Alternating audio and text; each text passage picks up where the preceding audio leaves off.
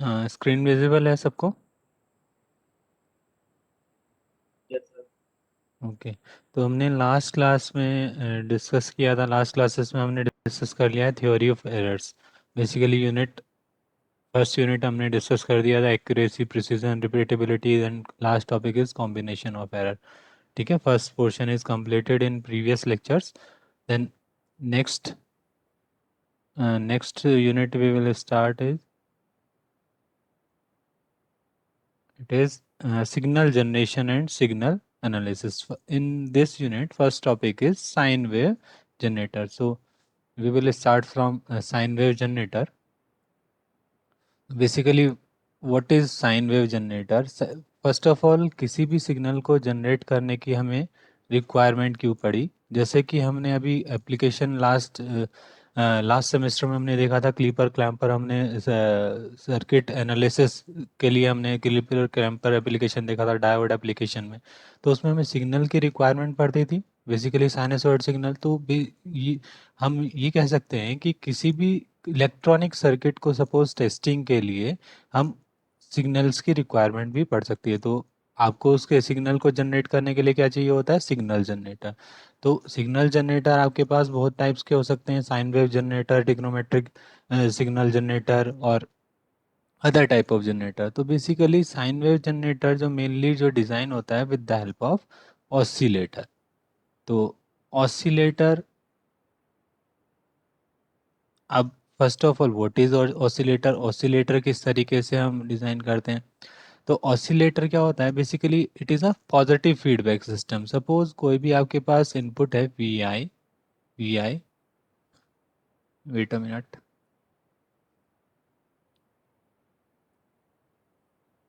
Suppose input is V I, आपके पास कोई इनपुट है, आपने एक यहाँ पर सिस्टम, ये आपके पास एक यहाँ एम्पलीफायर डिवाइस है, एम्पलीफायर में अपने इनपुट दिया,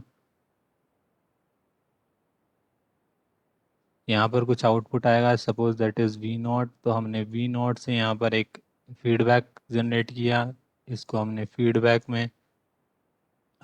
सिस्टम में यहाँ पे प्रोवाइड किया। देन हमने अगेन फीडबैक प्रोवाइड करने के लिए यहाँ समेशन लगाया। This sign denotes that is a positive feedback system. जो ओवरऑल आउटपुट है इन, ये आपने एम्पलीफायर में एज एन इनपुट कंसिडर किया। This is a positive feedback system. Suppose amplifier का कोई गेन है हमारे पास ए, एंड फीडबैक का जो हमारे पास सपोज फीडबैक फ्रैक्शन है बीटा। तो किस तरीके से डायरेक्शन होता है इसका? इस टाइप से। देन यहाँ से ये इनपुट गया, देन अगेन यहाँ समीशन हो गया। तो ये that is a oscillator circuit. तो basically first of all oscillator के अंदर आपके पास रिक्वायरमेंट जो होती है इनपुट्स की, जीरो इनपुट की रिक्वायरमेंट होती है फर्स्ट कंडीशन। तो बेसिकली स्टार्ट आप कहेंगे कि स्टार्ट कैसे होता है फिर ऑसिलेटर? तो बेसिकली ऑसिलेटर कैसे स्टार्ट होता है? जो भी आपके पास सर्किट में थर्मल नॉइज होगी उसके करस्पॉन्डिंग क्या होगा, सर्किट क्या होगा आपके पास, जो ऑसिलेटर है स्टार्ट होगा। तो किस तरीके से, एक बार मैं सर्किट को अगेन ड्रॉ कर देता हूँ। मैंने यहाँ पर किस ये ऑसिलेटर सर्किट यहाँ डिज़ाइन किया वी आई। तो फर्स्ट ऑफ ऑल मैं इसको सॉल्व करूँगा। यहाँ पर मैंने एक एम्पलीफायर लिया जिसका गेन लिया A, then this is a feedback, then feedback fraction gain is beta, then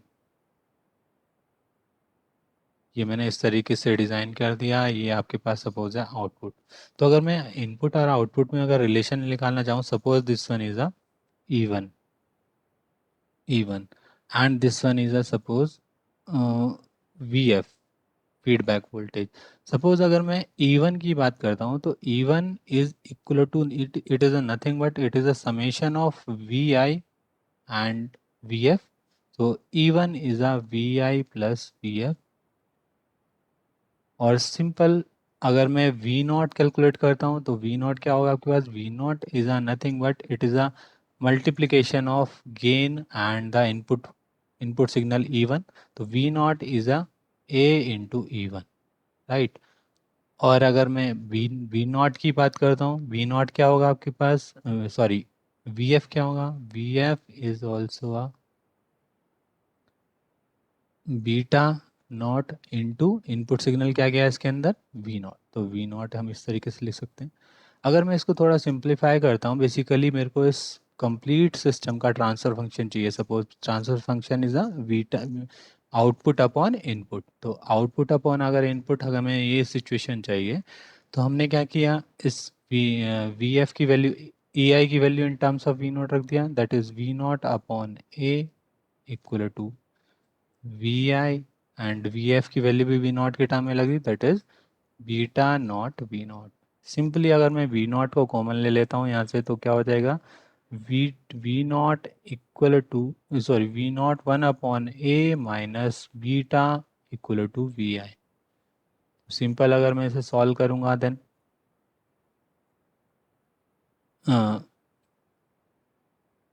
V naught upon V I equal to one upon one minus A beta upon a, that is multiply by this, and this will become a upon 1 minus a beta। तो इस तरीके से हमने transfer function calculate कर दिया। तो for oscillation condition हमने किस तरीके से, ऑसिलेशन कंडीशन क्या होगी, आपके पास ट्रांसफर फंक्शन क्या हो गया, V naught upon V I equal to A upon one minus A beta. ये कंडीशन आ गई। अगर मैं सिंपल मल्टीप्लाई करता हूँ V naught into one minus A beta equal to A into V I. In case of oscillator, I already said that Vi is equal to 0। तो Vi अगर मैं 0 करता हूँ, तो बेसिकली क्या हो जाएगा, V not into one minus A beta is equal to 0। For condition output not equal to 0, it means ये फैक्टर आपके पास 0 होगा, it means one minus A beta is 0। So A beta क्या हो गया, A is a amplifier gain, beta is a feedback gain. तो basically A beta equal to आपके पास क्या गया, वन। तो बार्कसन क्राइटेरिया, अब यहाँ पर एक टर्म आ जाती है, दैट इज आपके पास ऑसिलेटर के लिए क्या कंडीशन होनी चाहिए, ए बीटा इक्वल टू वन। तो अ, तो बेसिकली अगर हम बात करें बार्कसन क्राइटेरिया फॉर ऑसिलेशन, क्या है आपके पास, mod of a beta should be 1, and phase of a beta should be 0 or 360। This is a condition for a oscillator. यहाँ तक क्लियर हो कि इससे हमने ये ड्रॉ कर दिया, क्लियर है ये, Yes, sir. That is a Barkhausen criteria. I think ये पढ़ा होगा आपने, पढ़ा है पहले कभी, No, sir. Okay. That is a Barkhausen criteria for oscillator, ठीक है। क्या करा हमने, amplifier gain, mod of amplifier gain and feedback gain should be one, and the phase of A beta equal to 0, और basically loop gain, loop phase कह सकते हैं इसको, है ना। लूप में क्या था आपके पास, यहाँ पर गेन था, देन यहाँ पर गेन था, देन आपके पास इस लूप में क्या गेन आया आपके पास, बीटा। दोनों का जो ओवरऑल हमारे पास वो होगा, वो क्या हो जाएगा, 0, 0 और 360। तो that is a condition of oscillator. अगर अब मैंने आपको बताया था कि साइन वेव जनरेटर हम किसकी हेल्प से बनाते हैं, ऑसिलेटर की हेल्प से। आ, तो first we will study RC oscillator. अब बेसिकली आरसी ऑसिलेटर क्या है, आरसी ऑसिलेटर का अगर मैं सर्किट डिज़ाइन करता हूँ, तो किस तरीके से होता है, यहाँ पर हमने इनपुट दिया, that is a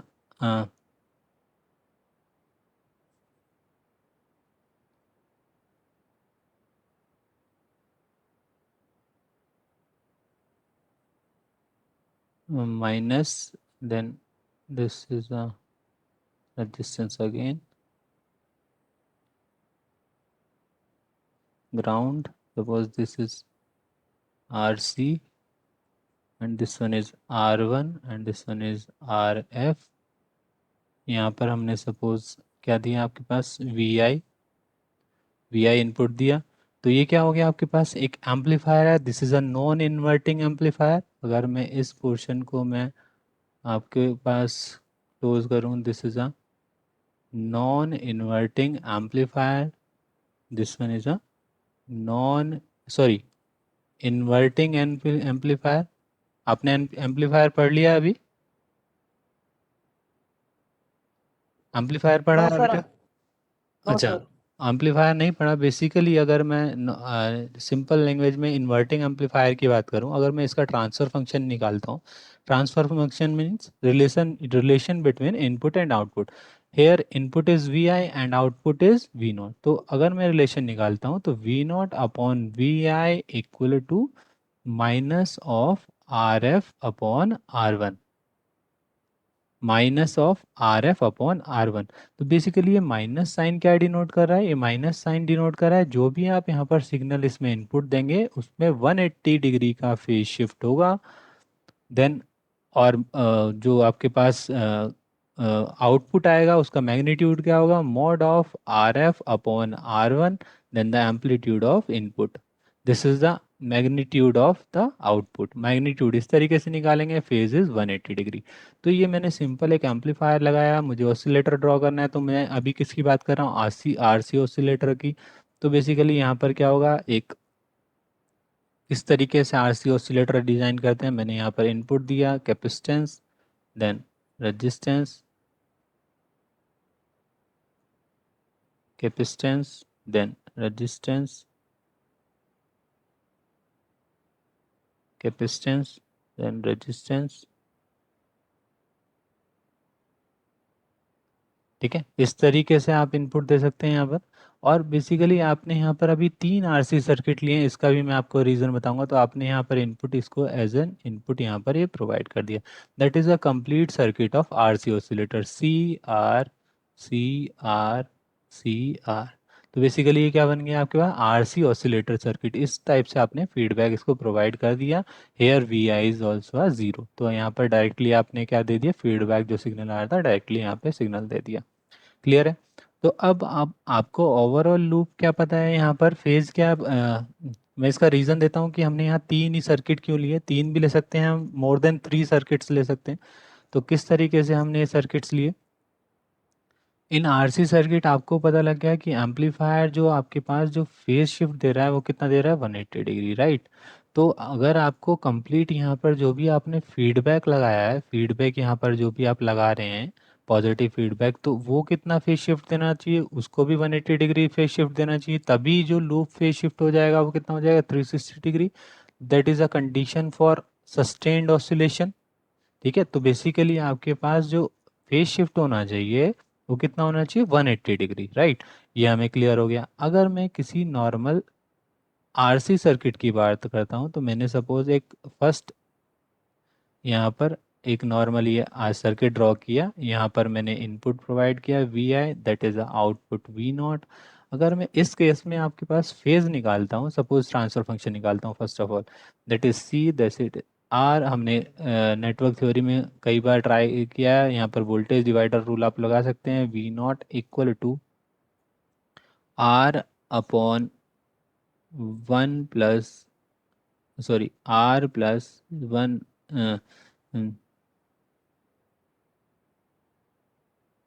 one upon J omega C R. ठीक है, इस तरीके से हम लिख सकते हैं। एंड इनटू वी आई, ये लिख दिया हमने। अगर हम कंप्लीट इसका लूप हम ओवरऑल इसका हम वो निकालते हैं, क्या बोलते हैं उसको? फेज निकालते हैं, तो क्या लिखेंगे? Zero minus tan inverse imaginary one upon omega C R upon R, that is zero minus tan inverse.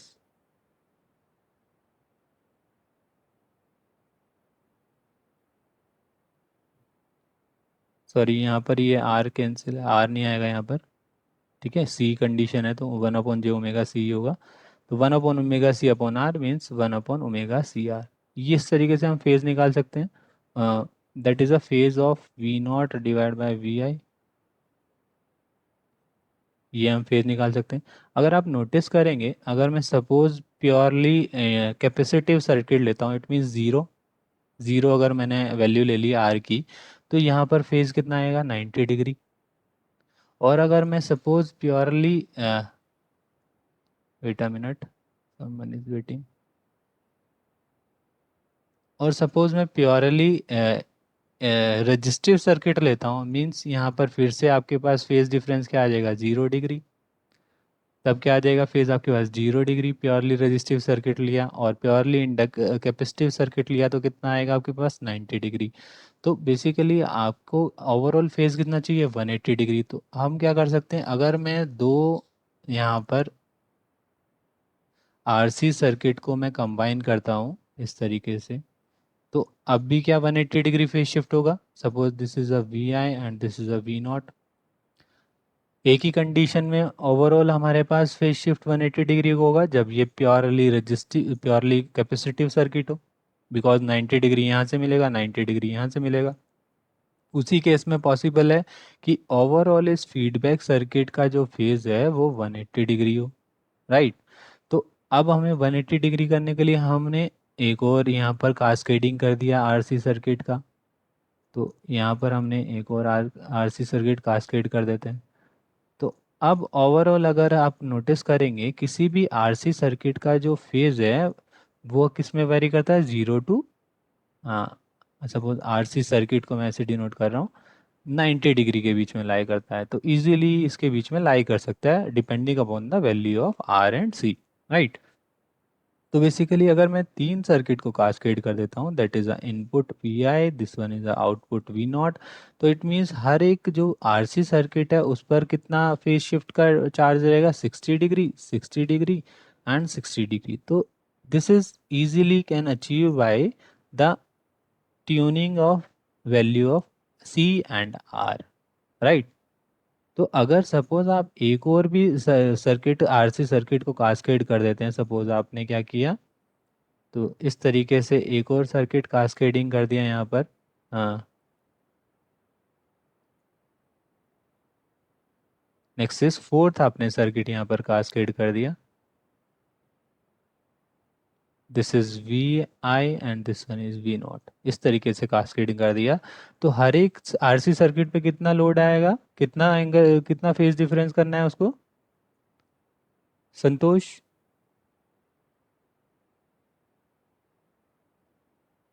60 degree sir. अगर हमने चार सर्किट को कास्केडिंग कर दिया, आपका टारगेट है कितना फेज डिफरेंस चाहिए आपको, 180 डिग्री। तो इंडिविजुअल आरसी सर्किट पे कितना कितना फेज डिफरेंस होना चाहिए, 45। 45 डिग्री। तो बेसिकली अब 45 होगा, इसलिए हम जो RC circuit RC oscillator design करते हैं उसके आपने हमने आरसी सर्किट डिज़ाइन किया था, उसमें हम यहाँ पर 3 और मोर देन 3 कॉम्बिनेशन के सर्किट को कंसिडर करते हैं। किसी बुक्स में आपको 3 कॉम्बिनेशन सर्किट मिलेगा, किसी बुक्स में आपको 4 कॉम्बिनेशन यहाँ पर लगे हुए मिलेंगे। आई थिंक क्लियर है, 180 डिफरेंस यहाँ से हुआ, 180 डिफरेंस यहाँ से हुआ, तो ओवरऑल जो चेंजेस आए वो 360 चेंज हुआ, that follows the Barkhausen criteria for oscillator, right. तो अब, और अगर मैं इस पर्टिकुलर कोई भी अगर मैं सपोज नेक्स्ट में सिग्नल, सपोज सिग्नल जनरेटर की बात कर रहा हूँ यहाँ पर, तो सिग्नल जनरेटर में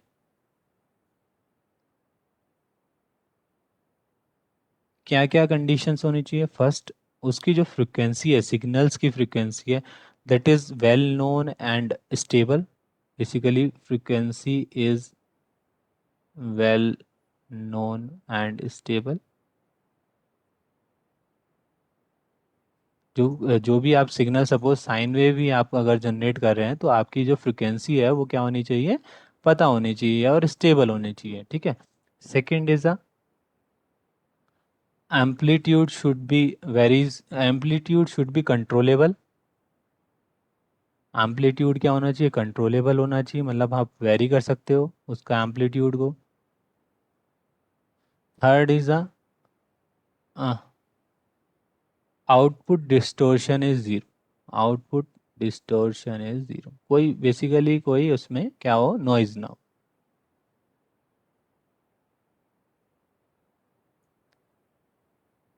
ठीक है। अगर ये मैं तीनों कंडीशन देखा हूँ, तो आरसी ऑसिलेटर के केस में सपोज मैं फ्रिक्वेंसी कैलकुलेट करता हूँ। अगर मैं आरसी ऑसिलेटर को एक बार पिक कर लेता हूँ यहाँ से,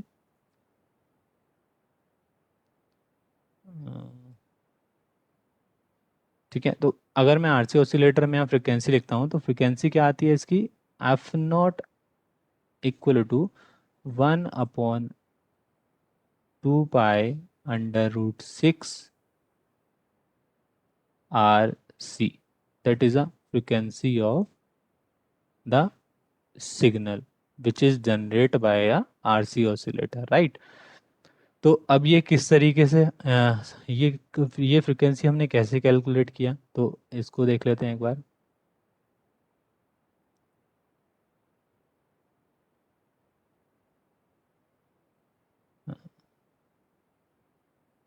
now frequency oscillation.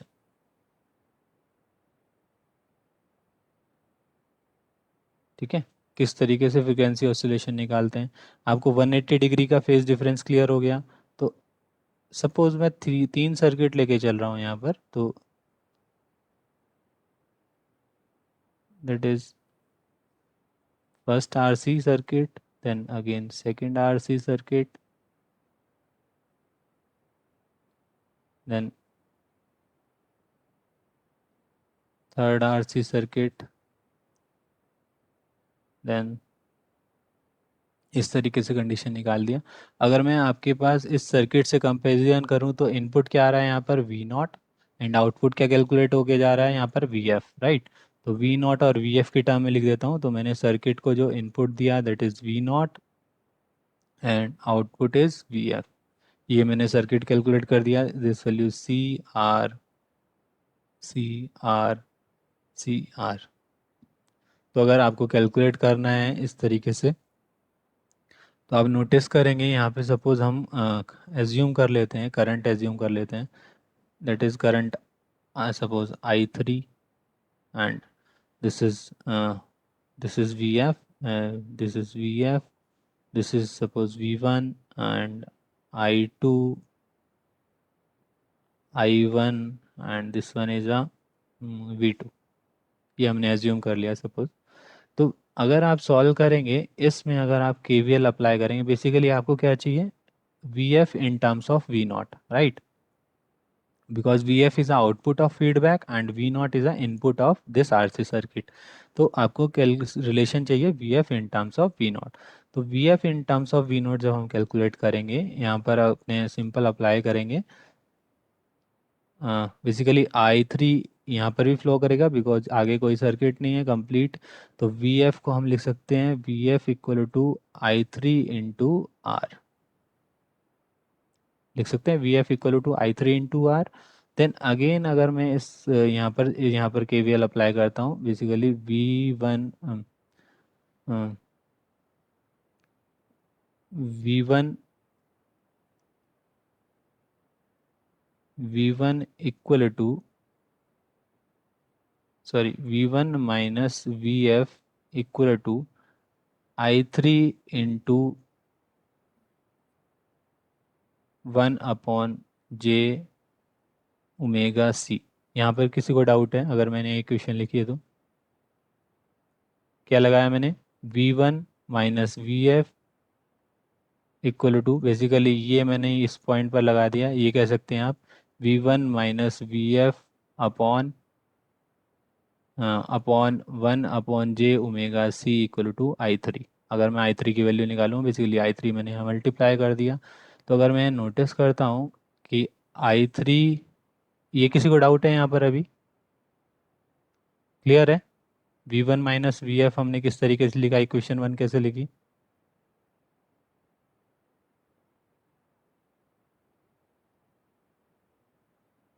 Anyone, Neel, Muskan.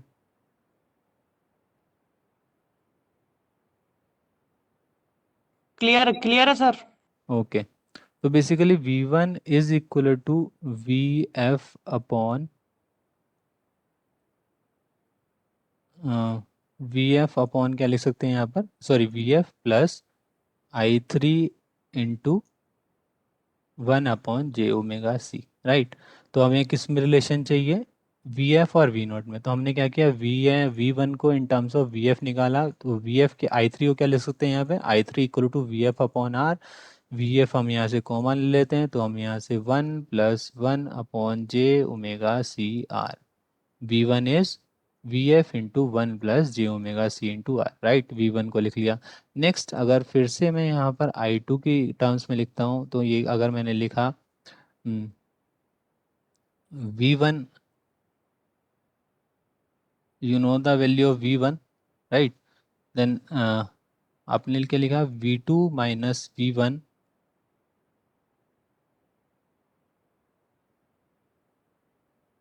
Wait a minute, आपने वी आई थ्री कैलकुलेट कर लिया, देन आई थ्री कैलकुलेट कर लिया, देन वी वन कैलकुलेट कर दिया। अगर मैं इस पर्टिकुलर नोड पर केसीएल अप्लाई करता हूँ तो क्या हो जाएगा यहाँ पर, suppose KCL at node A, suppose this node is A, right. तो केसीएल अप्लाई किया तो क्या लिखेंगे यहाँ पर, I two equal to I three plus V one upon R, ये लिखेंगे। आपको वी वन की वैल्यू पता है in terms of V one in terms of V F, I three की वैल्यू भी पता है, I three in terms of V F. तो basically V F is I two equal to हो गया आपके पास, I two is V F upon R plus V one की वैल्यू क्या है, वी एफ, ये one upon R as it is, then V F into one plus one upon J omega C into R, ये लिख लिया। अगर मैं we F upon are दोनों में कॉमन ले लूँगा तो क्या आ जाएगा, V F upon R two plus one upon J omega C R, this value is I two. I two भी हमने कैलकुलेट कर लिया in terms of V F, right. तो इस इक्वेशन को सपोज हमने लिख दिया इक्वेशन नंबर टू, ठीक है। नेक्स्ट हम क्या अप्लाई करेंगे, सिंपल फिर नोडल ये अप्लाई करेंगे, केवीएल लगाएंगे, V two minus V one upon J omega C equal to I two. तो in next scene V two minus V one upon one upon J omega C equal to I two, ये कहाँ से लिखी हमने equation, ये हमने equation लिखा इस पार्ट से, V two minus V one upon J omega C equal to I two. तो अगर मैं यहाँ से इसको सॉल्व करता हूँ तो क्या आ जाएगा मेरे पास, V two equal to V one plus one upon J omega C I two, ठीक है। अब आपको आई टू भी पता है in terms of V F and V one भी पता है in terms of V F.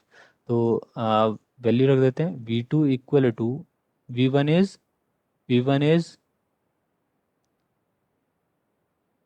We F one plus J omega C R,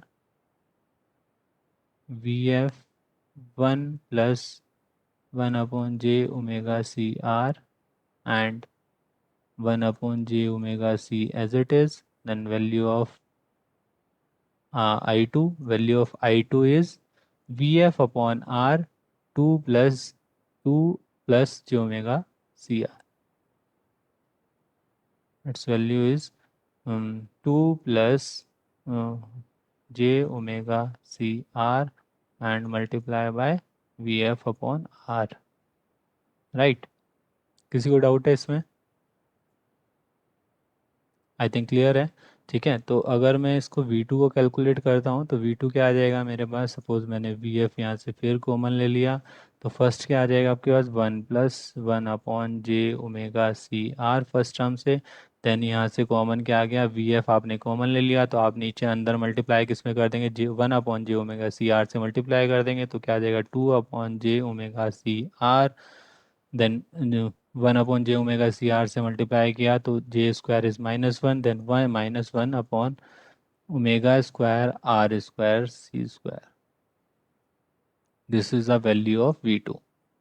तो इक्वेशन नंबर इसको थर्ड दे देते हैं, आपके पास वैल्यू वी टू आ गया इन terms of V F, right.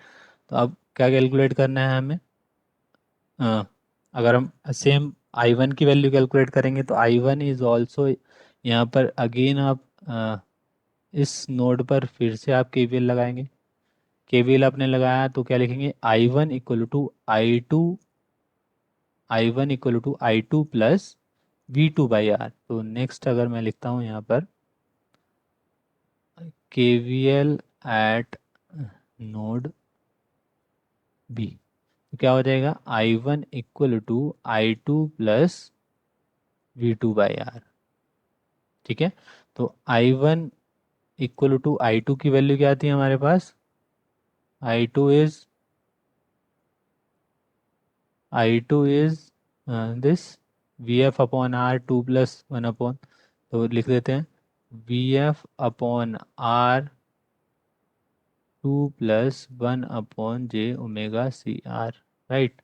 And V2 is 1 upon R into V2 की value देखेंगे, V2 is VF 1 plus j⍵CR plus 1 plus j⍵CR and 2 plus j, it is 3 j⍵CR minus this. तो अगर हमने value रख दिया तो क्या लिखेंगे, VF into 1 plus 3 upon j⍵CR minus of 1 upon omega square C²R²। ठीक है, तो अगर मैं I1 की वैल्यू लिखता हूँ, I1 is VF/R, again common ले लिया तो यहाँ से क्या आ जाएगा आपके पास, 2 and 1 is 3, 3 and 1 is 4, 4 upon j⍵CR minus 1 upon omega square R²C²।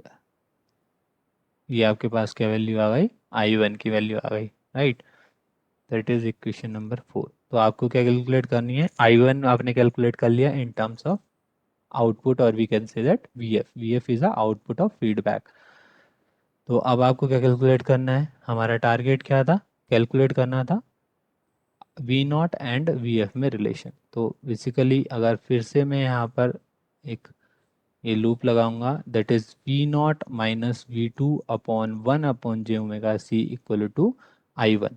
तो अगेन मैंने इसको सॉल्व किया, that is V0 V0 minus V0 minus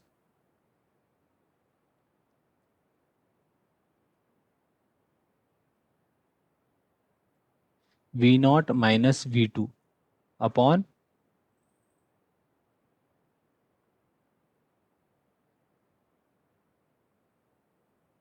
V0 minus V2 upon 1 upon j⍵C into I1।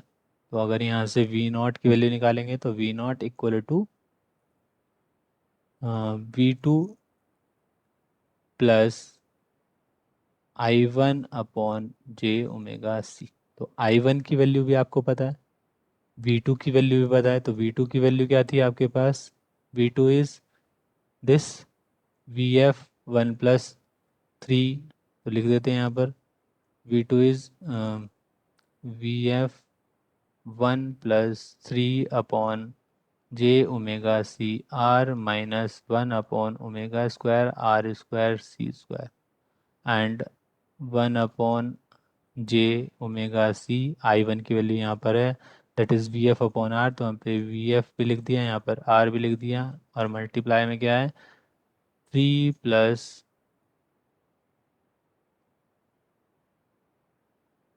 4, 3 + 4 j⍵CR minus 1 upon omega square R²C²। ठीक है, अब दोनों को अगर मैं कंबाइन करके यहाँ इस पोर्शन में यहाँ पर लिख देता हूँ, नेक्स्ट नेक्स्ट पेज पे लिख देते हैं।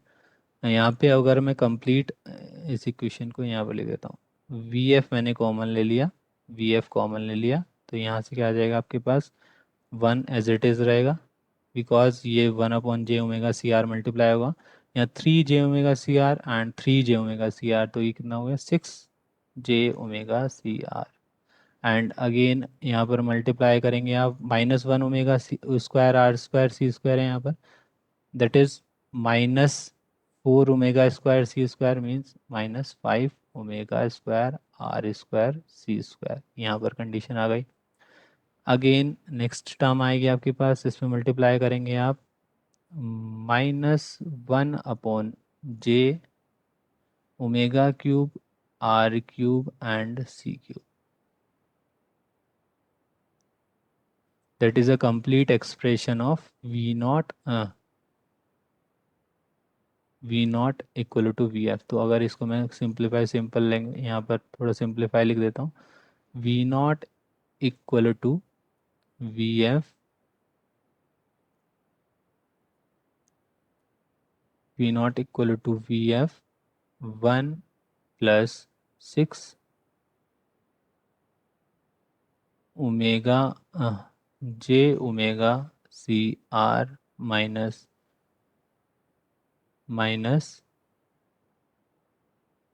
5 omega square R square, find omega square R square C square, then minus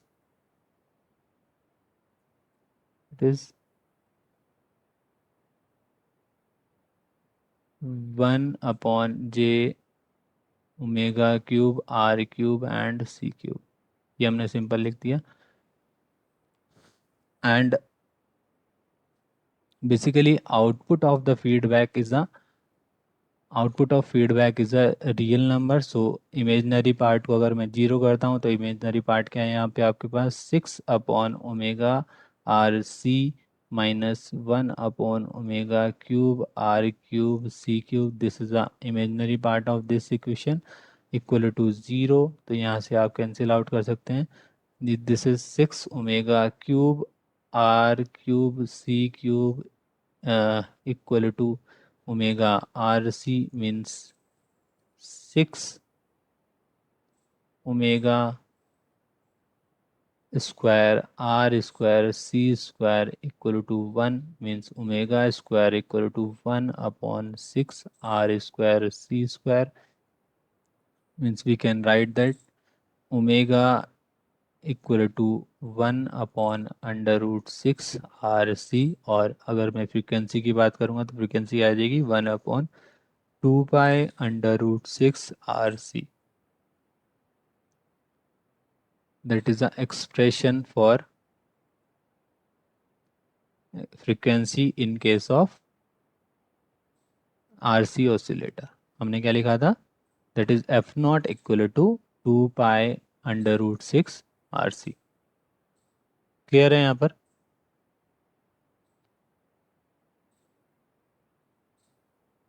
clear है ये?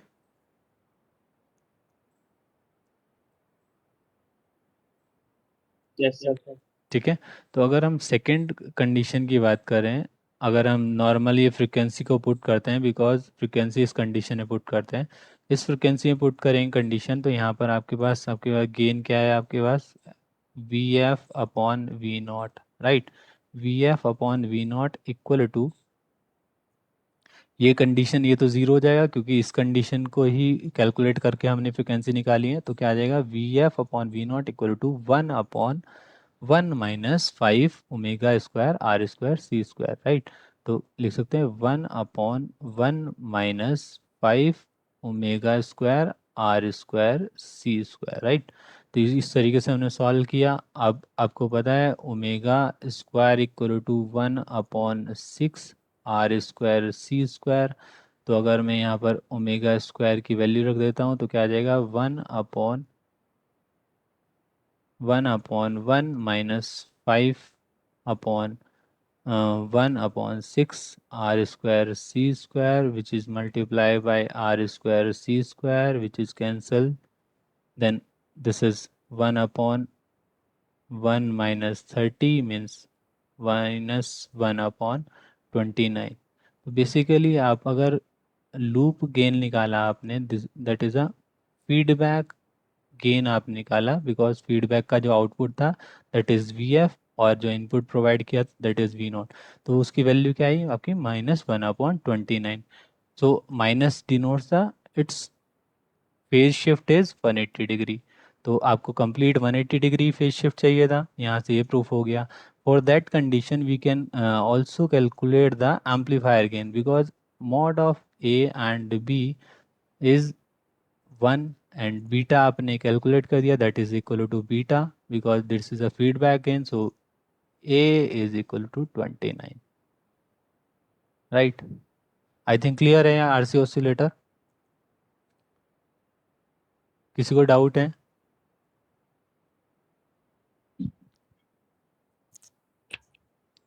सर एक बार ये शेयर कर देना सर, ये जो हाँ, आपने सर ये मैं कंप्लीट स्लाइड ओके आपको कंप्लीट शेयर कर दूंगा। Okay okay okay sir. ठीक है, तो बेसिकली हमने क्या, एम्पलीफायर ने कितना किया, 180 डिग्री फेज शिफ्ट किया। अब हमने प्रूफ किया जो फीडबैक भी कितना कर रहा है, 180 डिग्री फेज शिफ्ट। तो that follows the Barkhausen criteria for RC oscillator. ठीक है, तो आई थिंक क्लियर है। तो for attendance write your name in the chat box.